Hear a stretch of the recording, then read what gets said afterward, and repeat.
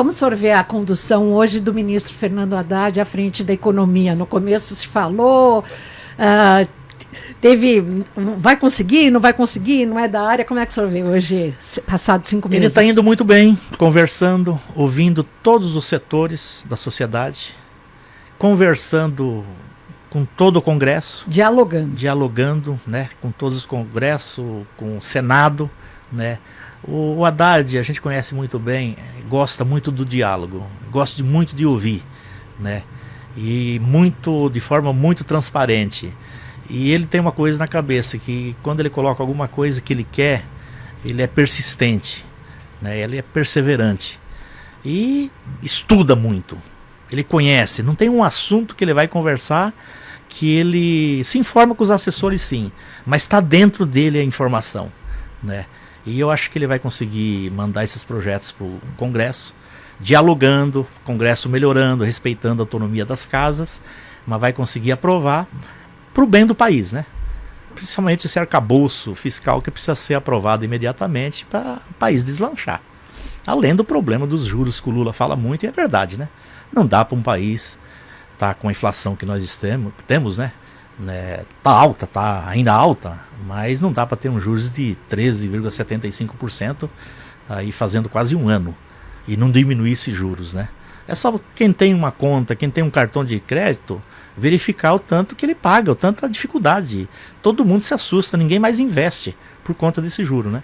Então Haddad no Ministério, juntamente com o governo Lula, e o Banco Central, né, tem que diminuir esses juros para começar a ter investimento. Diminuir imposto também. Diminuir imposto, não só na União, mas aqui no Estado. E o que vocês fazem? Diminuir imposto é meio difícil.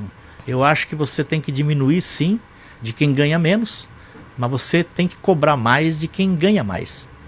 Dos ricos desse país. Mas ninguém mexe com eles. Não é o rico que tem um carro, tem uma casa, tem meia dúzia de hectares de terra. Que herda um apartamento, dois apartamentos. Um apartamento, o cara se assusta, ele pensa que ele é rico.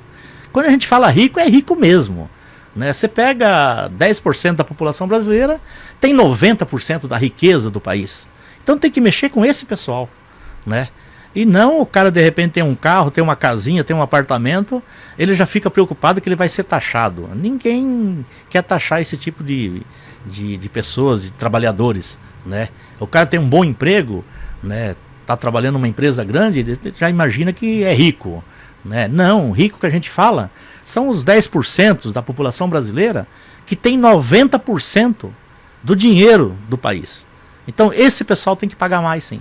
Esse dinheiro hoje está onde? No agronegócio? Está no agronegócio, investimentos, nas bolsas, no mundo todo, espalhado no mundo todo, e que precisa ser taxado, né? E tem brasileiro que se sente, né, fica contente quando a gente ouve essas revistas internacionais dos ricos, né? O Brasil tem mais 2, 3 pessoas entre os 10, os Forbes. O Brasil tem 15 pessoas entre os 100. Isso é horrível. Isso é concentração de riqueza. Significa que alguém está morando na rua, que alguém não pode pagar o aluguel, que alguém não pode produzir, que alguém está desempregado por conta dessa riqueza concentrada. E o Brasil está sempre na frente nesse sentido. Está sempre crescendo de concentração de renda. Isso que a gente precisa diminuir. E quando a gente fala que não tem que aumentar imposto, tem que aumentar imposto para esse pessoal. Esse pessoal tem que pagar mais. Esse pessoal tem que abrir mão de riquezas, né? E fazer com que tenha uma distribuição melhor no país. Porque todo mundo trabalha. Por que uns têm que ser tão ricos assim, né? E até agora também a questão da reforma tributária, que é onde os autônomos passariam a pagar, os médicos que não pagam, toda essa classe. Eu tenho escritório de contabilidade. Quem toca é meu filho e minha esposa. Um escritório familiar. Tem em torno de 20, 25... Qual a sua formação? Sou contador, formado em ciências contábeis, né? Mas depois que virei deputado, estou como deputado, né? Mas lá a gente percebe o tanto de injustiça que tem na tributação brasileira, né? De você taxar, cobrar imposto de pessoas que ganham aí 2, 3 mil reais, 4 mil reais. Por isso que a proposta do Lula até o final do mandato, e já fez uma correção agora, de quem ganha até 5 mil reais, ser isento do imposto de renda, isso é muito importante. Porque você pega a grande maioria do povo brasileiro, que está nessa faixa, que ganha até 5 salários mínimos. E você taxar as grandes riquezas, taxar os ricos. Nós poderemos ter uma alíquota maior que 27,5%, que hoje é a máxima? Para quem é rico, não é o rico que acabamos de falar aqui, o cara que tem um apartamento, uma casa, um carro, sei lá, uma classe moto. Média que...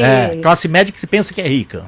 E que morreu aí nos últimos tempos. Esses têm que pagar sim. Estão achatados. Qualquer país do mundo chega a mais de 50% a taxação para os ricos, né?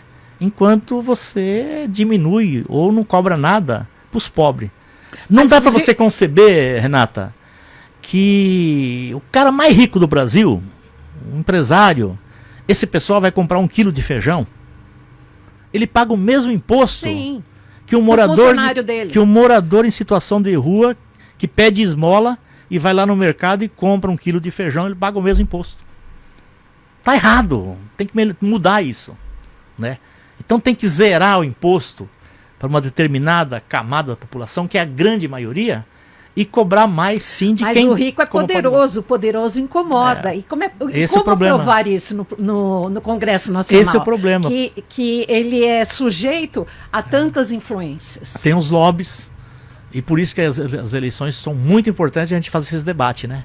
Que muitas vezes o pobre vota nesse rico, que não o defende no Congresso, num projeto, né? Então é isso a diferença, né? Quando a gente fala que determinados partidos, por exemplo o meu, luta mais para a área social, né? A gente está discutindo essas coisas. É o cara que está lá e que vai olhar para a população que precisa mais na hora que chega qualquer projeto aqui na casa. Por exemplo, o governador mandou um projeto para o salário mínimo do Estado de São Paulo de 1.550. Por que o Estado de São Paulo é 1.550? Por que não pode ser mais? Aqui pode ser mais. Pagar o salário mais de que esse valor, né? Tanto é que nos debates era colocado que ia aumentar o salário mínimo. O Haddad colocava 1.580 ou de 1.500 a 1.600, né? Nós vamos fazer emenda aqui pelo menos para colocar uma emenda de 1.580, porque tem argumento, tem estudos econômicos que dá para você aumentar o salário mínimo. Então o Estado de São Paulo, onde a gente está morando e onde eu sou deputado, teria condições de ter um salário mínimo melhor e resolver o problema, principalmente do funcionalismo público, porque o Estado faz a lei, a gente vai discutir aqui, vai aprovar, mas maior parte quem paga é a iniciativa privada, né? Agora o funcionalismo público tem um problema sério, que muitas vezes dá esse aumento no salário mínimo, mas na hora que ele vai se aposentar, não é incorporado esse salário mínimo. Ele se aposenta com salário base menor que o salário mínimo, que seria proibido, né? De você ganhar menos e você se aposentar com menos de um salário mínimo, que era o que ele ganhava quando estava na ativa, né? Então, toda essa discussão, e eu pedi uma audiência pública ontem na Comissão de Finanças e Orçamento, para a gente fazer essa discussão dos deputados, da comissão, né? Com a sociedade, principalmente com a sociedade organizada, com os sindicatos.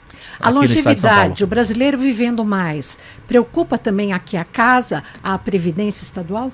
Preocupa, né? Um problema seríssimo. Tem caixa para isso? Não tem caixa, mas aonde que está o problema?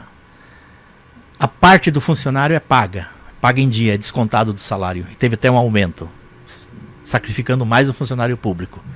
O que não coloca a parte dele é o Estado. E o que o Estado está fazendo? Está tirando dinheiro do IANSP, né? E querendo que o IANSP seja financiado pelo funcionalismo, único e exclusivamente. É impressionante, de um ano para o outro foi tirado 83% da verba do IANSP.